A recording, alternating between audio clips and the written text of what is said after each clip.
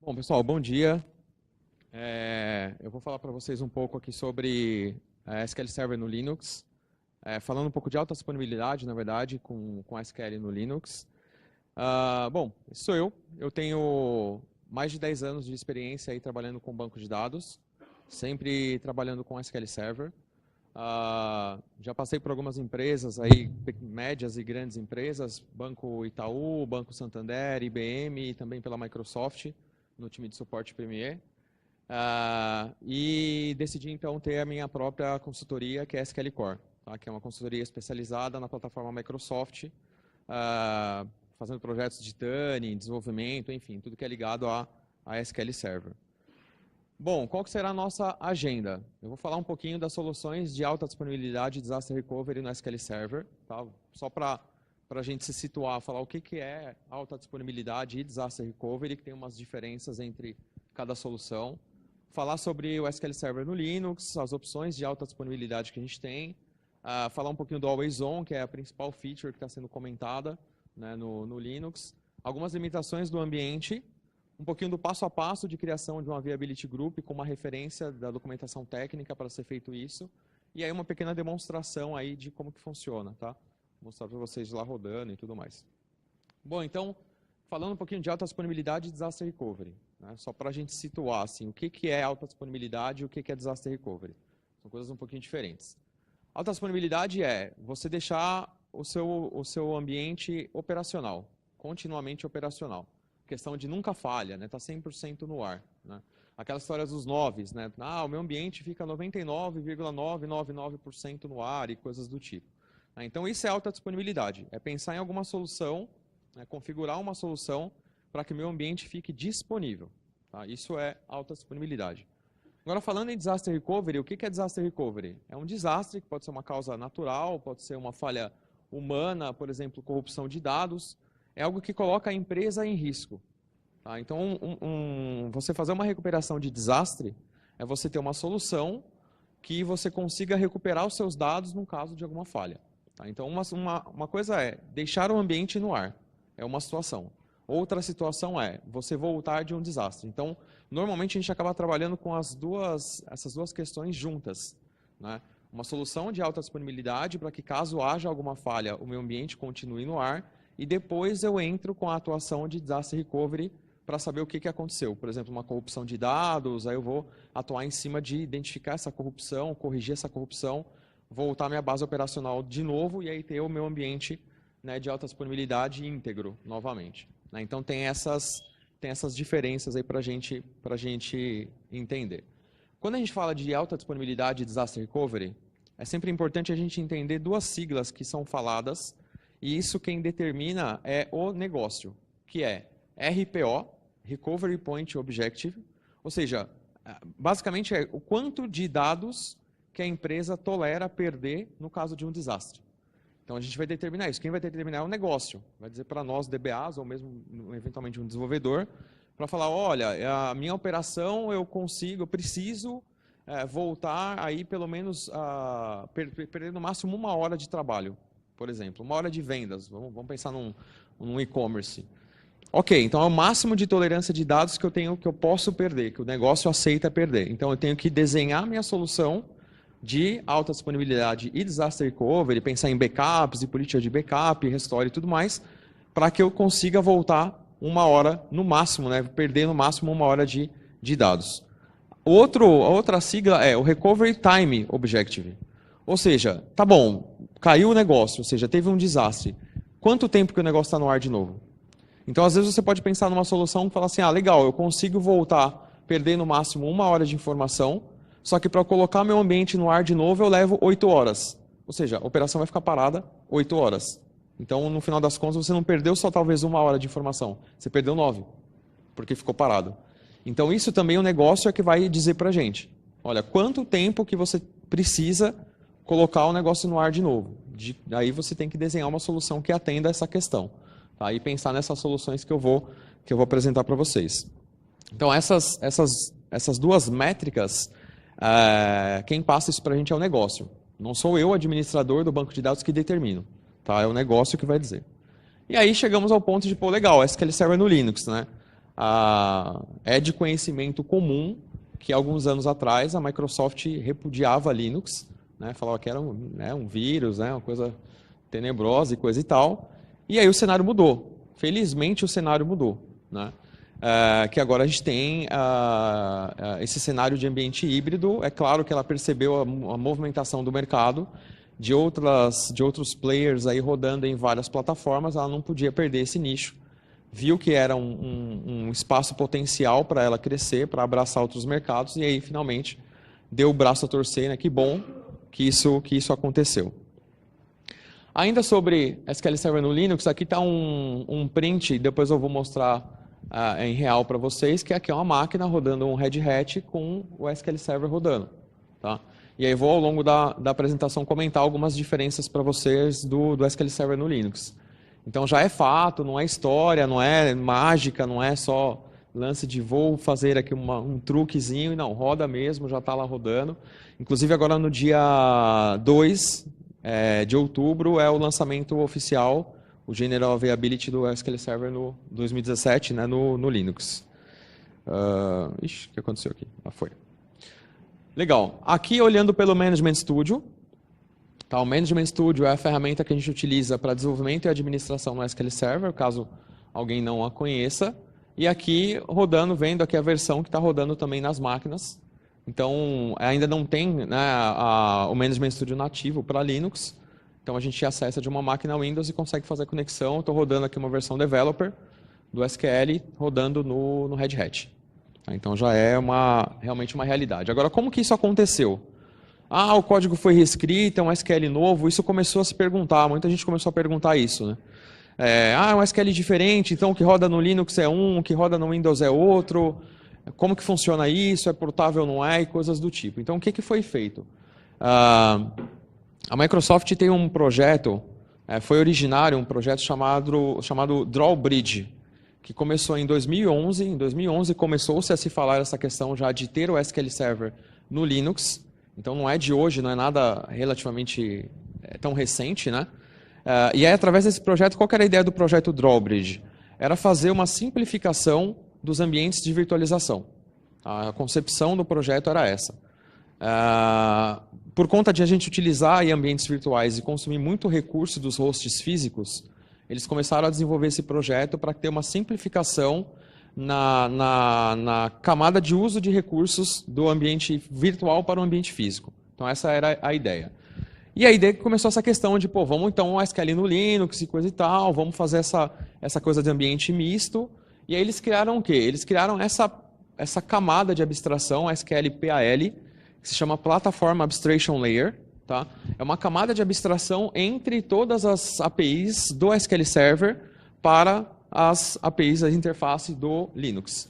Tá? Então, com a criação dessa plataforma de abstração, foi possível fazer o quê? Eu não precisei mexer no código SQL, então ele continua sendo o mesmo código que roda em Windows, tá? O mesmo código nativo, só que com essa camada de abstração, eu consigo fazer chamadas às APIs do Linux e aí, consequentemente, acessar esse ambiente. Na verdade, foi até uma boa sacada deles, porque o SQL agora ele fica independente de qualquer plataforma. Então, em qualquer sistema operacional que eu queira portar o SQL Server, basta eu fazer uma adaptação aqui da plataforma de abstração para as APIs do sistema operacional. E aí ele faz essa intermediação. Né? Então, é sabido que o SQL Server depende muito de APIs do Windows, né? APIs de I/O, gerenciamento de memória e tudo mais. E para não ter que mexer no código, fizeram isso. Tá? Então, assim que foi feito essa portabilidade do SQL para o Linux. E aí, falando um pouquinho de opções de alta disponibilidade e disaster recovery. Quais opções que a gente tem no SQL Server hoje? Eu tenho log shipping, tá? Que é uma solução bem simples, bem comum, eu vou falar para vocês dela. Database mirroring, que também é bem conhecida. Tá? O database mirroring ele vem deixando de ser utilizado por conta do Always On, tá? Que é... Assim, o pessoal da Microsoft não gosta que a gente fale isso, mas é um log shipping com mirroring melhorado. Mas eles não gostam que a gente fale isso, eles ficam bravos e tal, o pessoal não gosta, mas o Always On Failover Cluster Instances, que na verdade é o cluster, tá? Até o 2012 aí era o cluster normal, e aí teve essa renomeação aí por conta de marketing, always on e tudo mais. O always on availability group, que aí sim é um pouquinho diferente, né? Essa melhoria aí do log shipping com database mirroring, mas tem uma série de características diferentes, tá? E, por último, replicação. A replicação eu marquei com asterisco aqui, que eu só vou comentar ela, que assim, a replicação tem discussões do que ela é. Se ela é uma alta disponibilidade, se é disaster recovery, se não é nada, se simplesmente replica dados. Tem pessoas que falam que é DR, tem pessoas que falam que não é nada, que simplesmente é uma replicação de dados. Tá? Cada solução tem uma característica específica, né, para aquilo que eu quero proteger. Log shipping e o database mirroring, eu protejo o database. Eu faço individualmente a configuração por database. O cluster, ele já protege a instância inteira. E o Availability Group, eu consigo determinar grupos de databases que façam parte daquela proteção, vamos dizer assim. Então, os dois primeiros são individuais. O Log Shipping, eu posso ou não ter o chaveamento automático, né? O Database Mirroring também, e aí vem as soluções de cluster e always on que eu vou comentar. Eu vou falar delas também.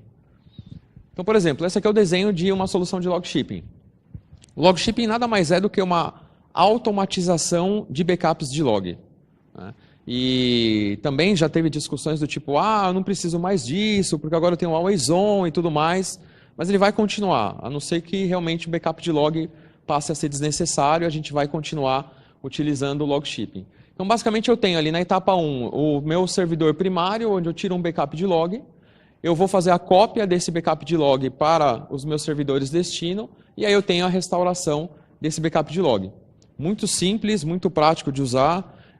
Grandes corporações utilizavam, vamos dar um exemplo, BB Seguros, que hoje é BB Seguros junto com a Mafre, ainda tem Log Shipping lá para criar os ambientes de DR. Tá? Os meus servidores secundários, que são essas da ponta, né, eu tenho a opção de deixar eles para fazer a restauração, onde eu posso fazer a leitura do ambiente ou não. Tá? Então ele pode também ser um ambiente para leitura, como era no caso lá da BB Mafre, eu tinha um ambiente de DR onde eu também direcionava relatórios para esse ambiente, somente leitura.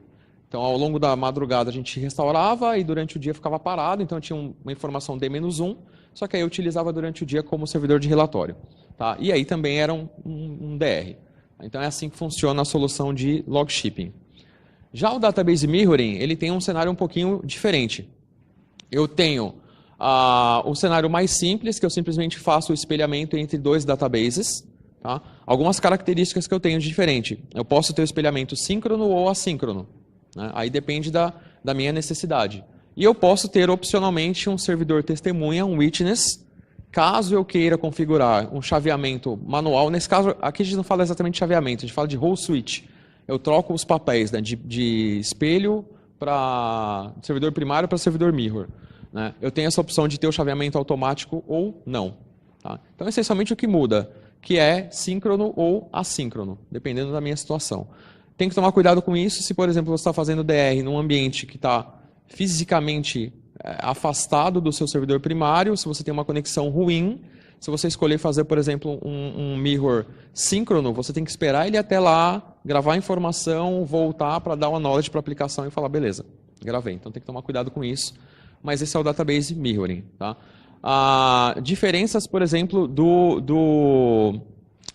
pro Log Shipping, né? O meu servidor secundário, no Database Mirroring, eu não tenho a opção de fazer a leitura em cima dele. Eu não consigo deixar ele como standby, como eu deixo no Log Shipping. Mas eu consigo tirar um snapshot dele para fazer a leitura. Então eu tenho que fazer algumas soluções de contorno para poder fazer a leitura de um mirroring. Aí vem o clássico, que é o cluster. Tá? Que esse aqui praticamente todo mundo conhece, é bem comum, né? É um cenário bem comum, tem essa imagenzinha bonitinha aí, tem uma pessoa aí da comunidade que gosta de fazer essas firulas, mas eu achei bonitinho.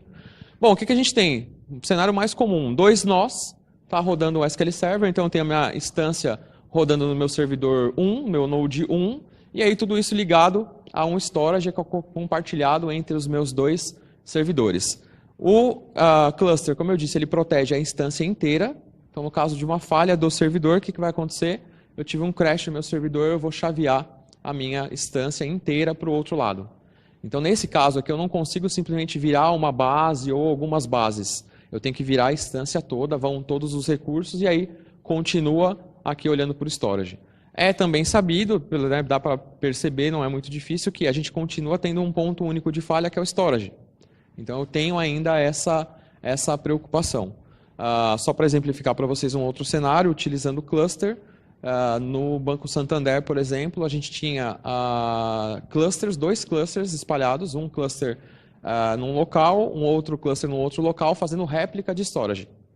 Então, além do cluster proteger a instância com 2 nós, que acho que a gente não tinha mais lá, eram 2 nós, eu ainda tinha a replicação da storage numa outra camada, para que caso eu precisasse chavear ela toda, eu ainda tinha também o DR do storage, que é um ponto único de falha. Então, aí começa a aumentar um pouquinho a complexidade da minha solução e tudo isso envolvendo o SQL.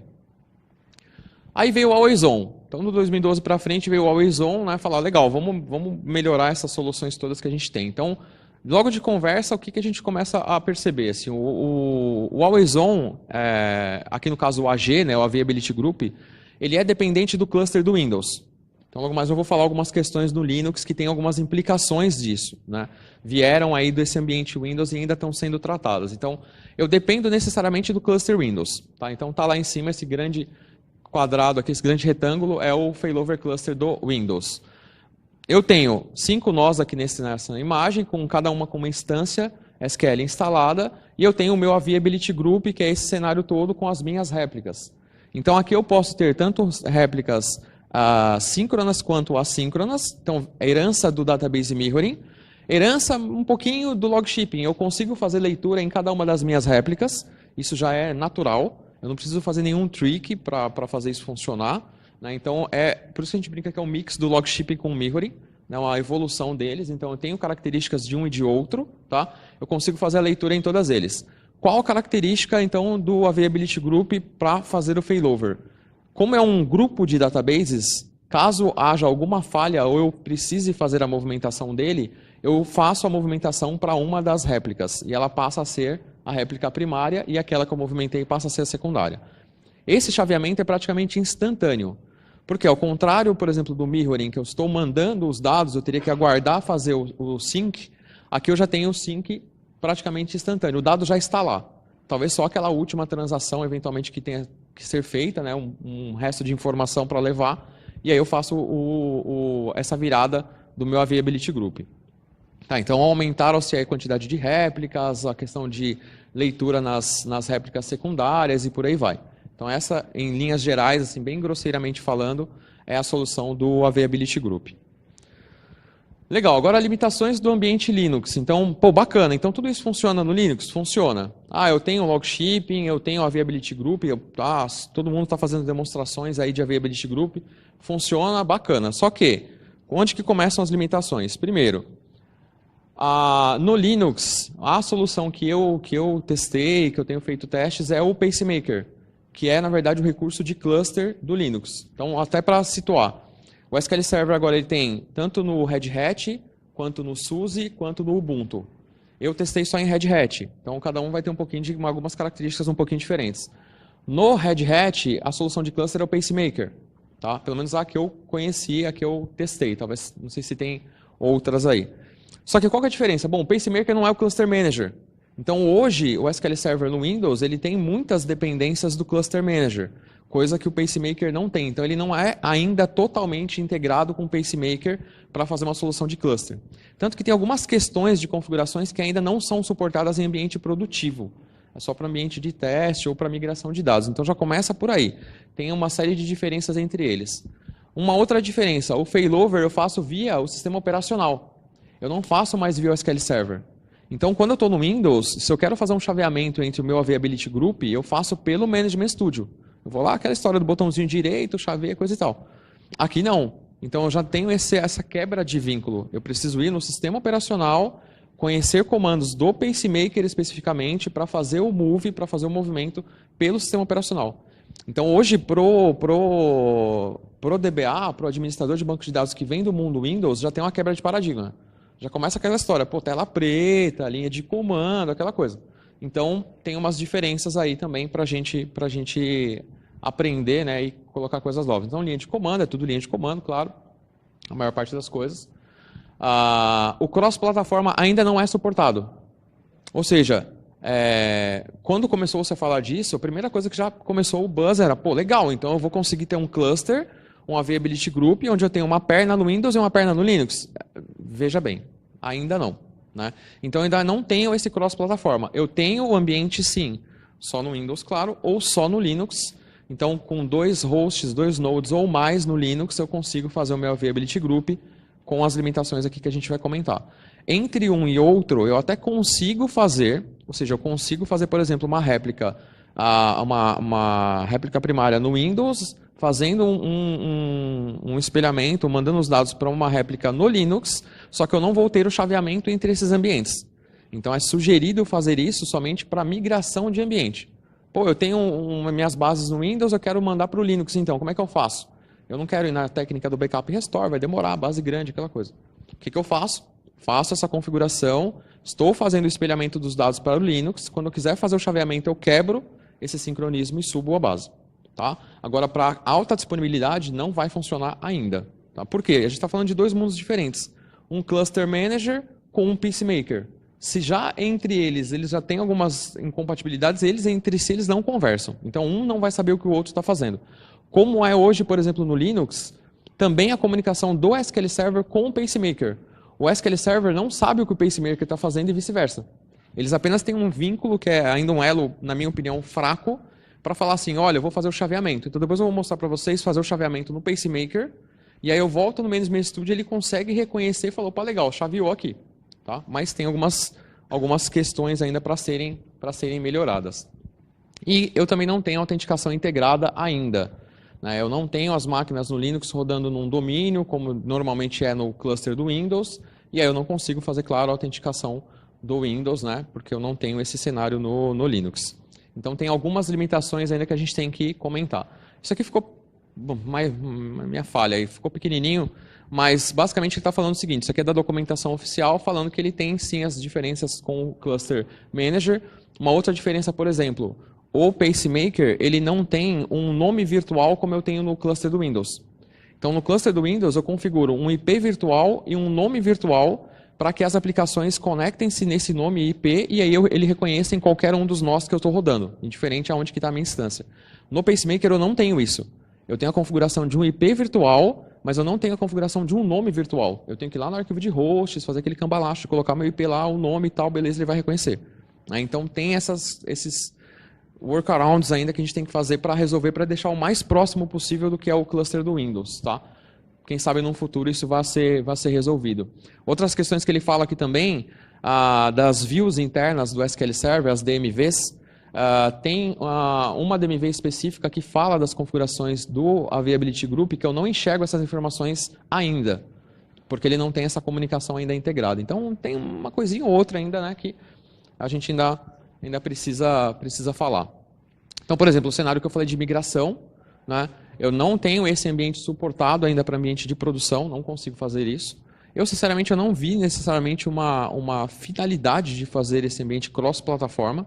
Por que razão eu teria uma perna no Windows e uma perna no Linux?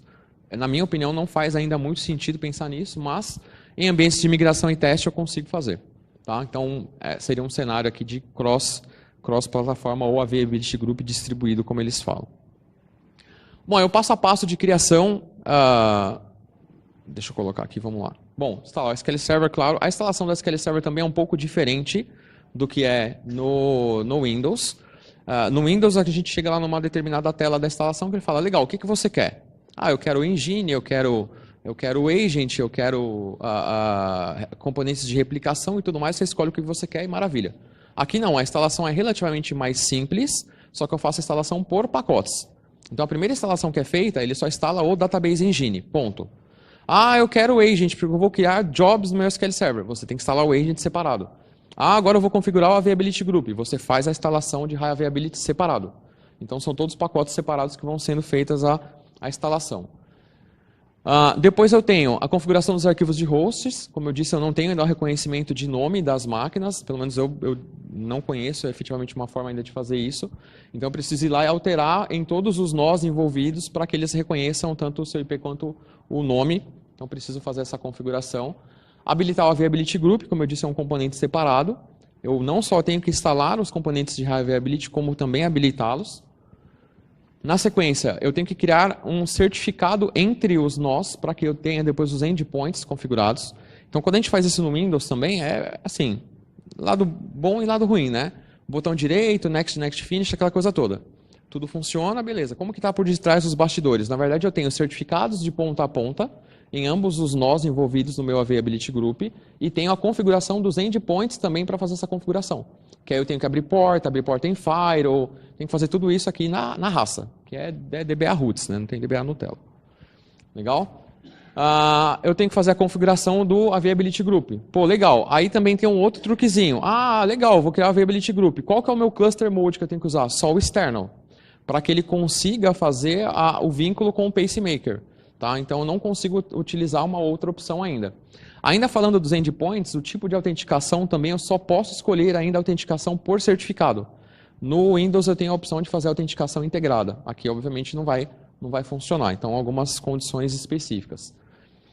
Aí eu chego nas réplicas, então para adicionar as minhas réplicas no meu Availability Group, tá? E aí eu começo aí sim incluir os meus databases, criar os meus databases ou incluí-los no meu Availability Group e aí, beleza, a solução tá criada e a gente consegue brincar aí com isso. Foi? Não. Espera aí que tá indo, legal. Esse aqui é o link da documentação, não sei se depois o pessoal vai passar essa apresentação para vocês e tal, mas esse aqui é o link oficial que tem todos os scripts ali para seguir, para fazer as configurações, esse passo a passo aqui que eu falei. Como eu disse, tudo isso eu testei no Red Hat. Tá? Tem algumas pequenas diferenças aí entre um sistema operacional e outro. Se for no Ubuntu, por exemplo, é um pouquinho diferente, tá? Mas na documentação oficial tem aí as explicações de cada um deles, tá? Tudo individual. Vai, garoto. Peraí que bugou aqui. Não? Muito bem. Então, vou fazer uma pequena demonstração para vocês, mostrando agora real ali, não é só print fake aí que eu tirei. Vou mostrar para vocês e aí agora vamos ver, né, se eu vou dar sorte e não vou ser sacaneado, né, pelas minhas máquinas, que é lei de Murphy, né? Na hora de brincar aqui, a gente sempre tem umas surpresas. Então, vamos lá. Então, só para vocês entenderem aqui qual que é o meu cenário, deixa eu parar aqui. Bom, eu tenho uma máquina aqui com Windows 10, tá? Essa bicheira aqui dá problema pra caramba. Deu pau aqui agora há pouco no Management Studio, pra você ter ideia. Bom, eu tô com ele aqui instalado por quê? Só para rodar o Management Studio, beleza? Só para fazer a conexão nas minhas máquinas. Tá um pouquinho pequeno, mas eu vou cantando aqui para vocês. Ó. Eu tenho o meu primeiro servidor aqui, que é o meu nó 1, que é o IP final 3, e o final 9 é o meu nó 2, tá? Essas aqui são as minhas máquinas, ó. Esse aqui é o meu server 2 e o meu server 1. Deixa eu ver se vai dar para ver aqui algumas coisas. E, por exemplo, deixa eu colocar aqui, ó.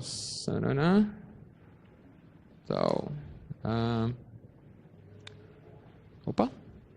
Se não for assim, não vai, né? System Control Status MS SQL Server.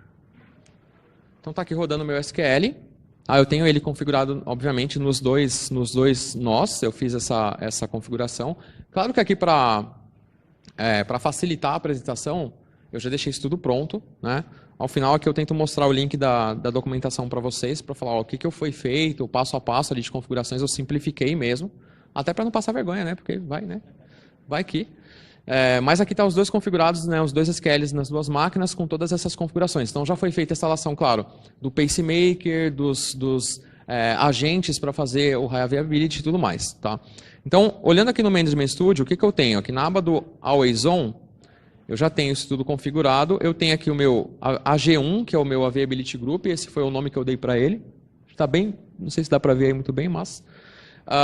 e eu tenho aqui as minhas réplicas. Então, eu tenho o meu server 01 e o meu server 02. O meu 01 está como primário e o 02 como secundário. Então, eu tenho essas configurações aqui e enxergo isso nos dois. Então, se eu vier aqui no meu servidor secundário, em Availability Group, eu tenho também ó, o AG1 como secundário e eu tenho aqui minhas réplicas, tá? O server 01 e o meu server 02. Ok? Se eu for olhar em Availability Databases, eu tenho o meu DB01, que está aqui como Availability Database. Aqui é onde eu coloco os meus grupos de databases e aí quando eu tenho essa movimentação eu chaveio todo mundo. Tá? Legal, o que eu vou fazer aqui? Ó? Vamos fazer uma coisinha aqui que eu vou ter que digitar um pouquinho.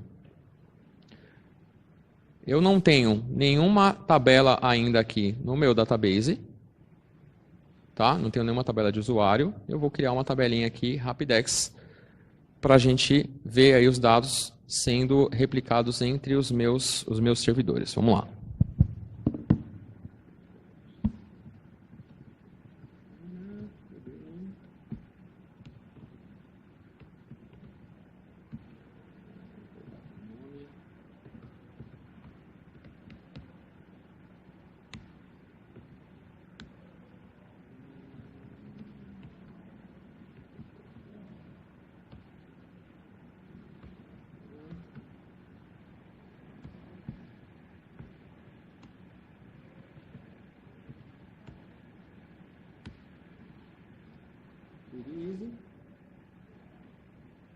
Okay.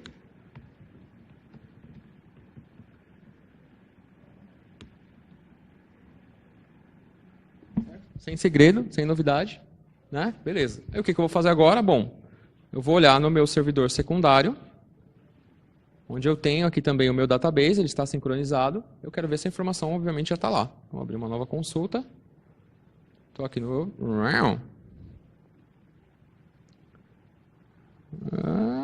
é por isso que a gente passa vergonha na hora da apresentação. Ó, que legal.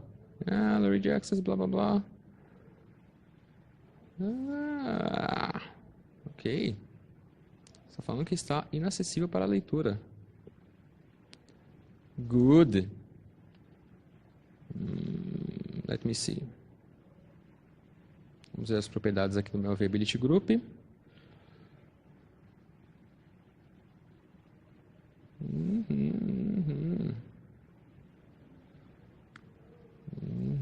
Synchronous, ok. Allow connections. Em tese, eu deveria conseguir fazer a leitura. Readable secondary. Read only intent. Vamos lá. Deixa eu fazer a alteração aqui no meu secundário. Eu quero fazer somente leitura. Ok. Vamos lá, deixa eu tentar conectar aqui novamente.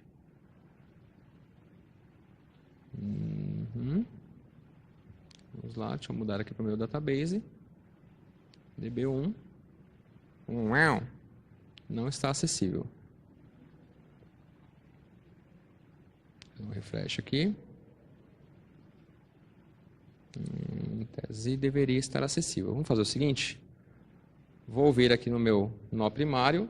Eu vou fazer a virada do meu cluster. Tá? Vou fazer o chaveamento entre eles. Então, só lembrando que eu tenho o meu servidor primário, aqui o server 1 como primário, tá? No meu Availability Group.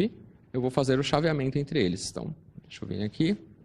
Vou virar para o meu server 2. Vou pegar aqui um PCS cluster status. Ok, deixa eu pegar um PCS status, na verdade, que é melhor. Ok, ele ainda está subindo, ó. O IP virtual está parado. Mais alguns instantes aqui ele vai chavear.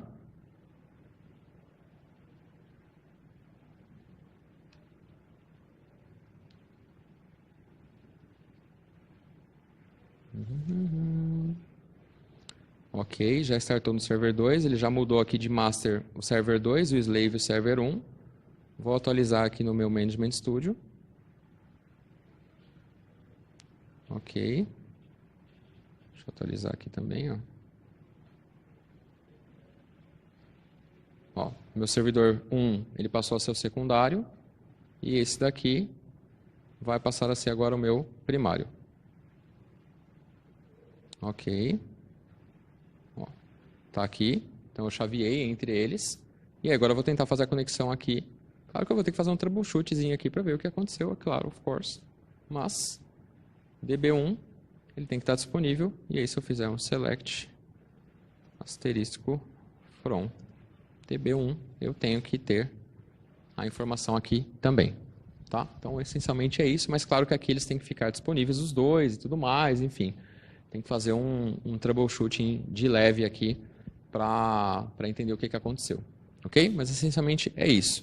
Deixa eu ver se eu consigo abrir aqui para vocês, ó, mostrar um pouquinho desse documento aqui. Yes. que tem um pouquinho do passo a passo que foi feito. Vamos ver se está conectado aqui. Eu acho que sim. Só para mostrar um pouquinho para vocês para finalizar, o que foi a configuração aqui do Availability Group e tudo mais. Eu acho que estava com a internet aqui, deixa eu ver. Yes. Está demorando um bocadinho, but... Não? Não.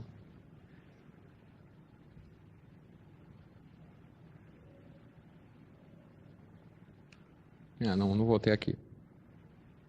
Mas é isso, gente. Essencialmente é isso que eu queria mostrar para vocês.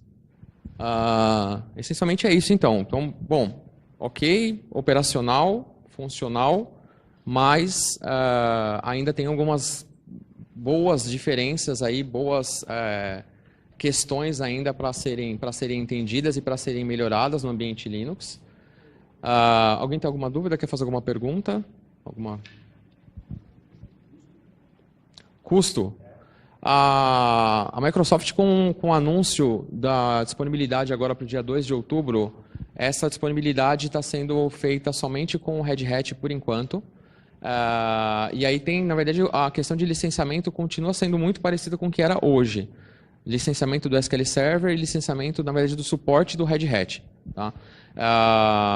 Só esses ambientes que têm suporte que vão ser suportados em ambientes de produção. Então, no caso, o Red Hat, o Ubuntu Server e o SUSE Linux. Essa mesma configuração do Red Hat pode ser feita também no CentOS, só que só para testes e tudo mais não vai ser suportado para ambiente produtivo. Em tese, continua a mesma coisa. No caso do SQL Server, licenciamento por core e por aí vai. Standard, Enterprise, do mesmo jeito que é hoje, que é complexo, não é trivial, e a questão do suporte no Red Hat.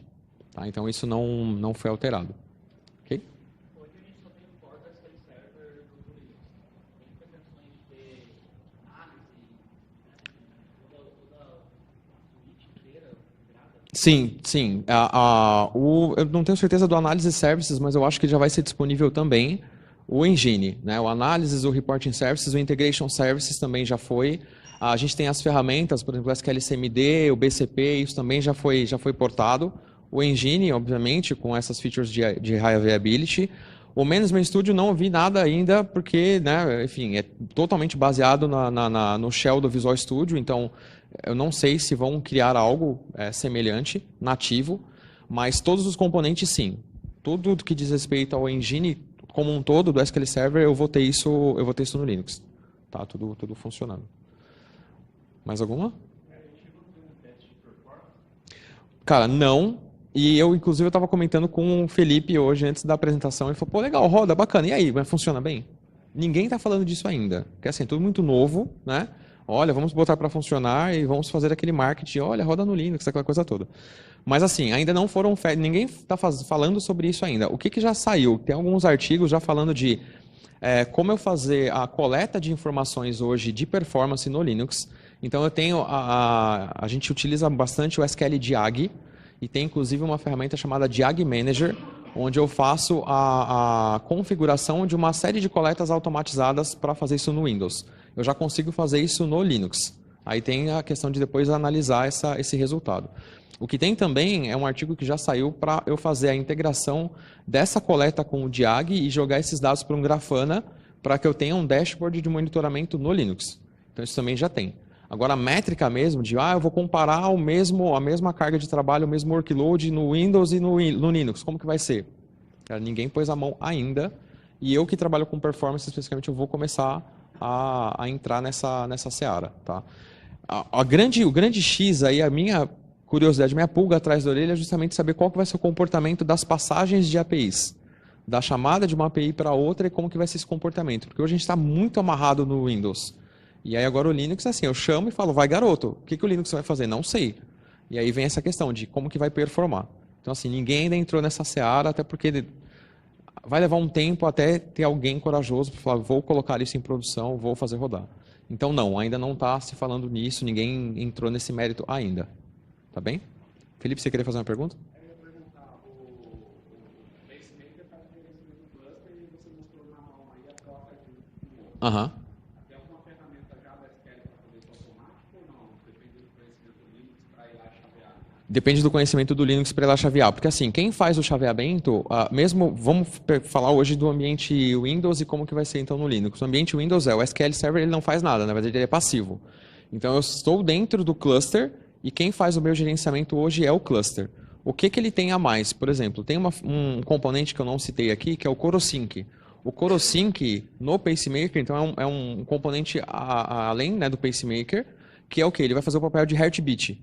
Então o CoroSync vai ficar olhando para os nós para falar, aí você está vivo, aí você está vivo. E aí para fazer o chaveamento. Para fazer o chaveamento, aí tem um outro cara, que é um agente, um face agent, o que eles falam, que é o Stonif, que eu tenho que fazer a configuração dele para que ele consiga fazer esse chaveamento entre um e outro e não aconteça o split brain nos meus nós. Então ele é um pouco mais, eu não vou dizer complexo, porque no Windows tem tudo isso, é que a gente na verdade não vê. É manual ainda, exatamente. Então não tem um cluster manager que eu vou lá, puta, legal, tudo configurado e ele faz a coisa funcionar. Eu vou depender ainda de conhecimentos do Linux, do pacemaker para fazer a coisa toda funcionar. Então isso, até essa questão de performance, aumenta ainda a complexidade de eu colocar o meu ambiente no Linux. Porque você vai pegar um DBA hoje do mundo Windows, o cara tá na fogueira. Ele não vai deter esse conhecimento, pelo menos não tão rápido. E ainda quando cair nesse cenário, que é onde dá problema, que nem aconteceu aqui, opa, deu um erro, como é que eu resolvo? Chora, filho. Você vai ter que fazer troubleshooting, vai ter que estudar, vai ter que... Então vai levar um tempo ainda até os DBAs estarem familiarizados com o ambiente para poder fazer um troubleshooting adequado e tudo mais. Vai levar um tempo ainda. Período de adaptação. Legal? Mais perguntas, pessoal? Valeu, obrigado.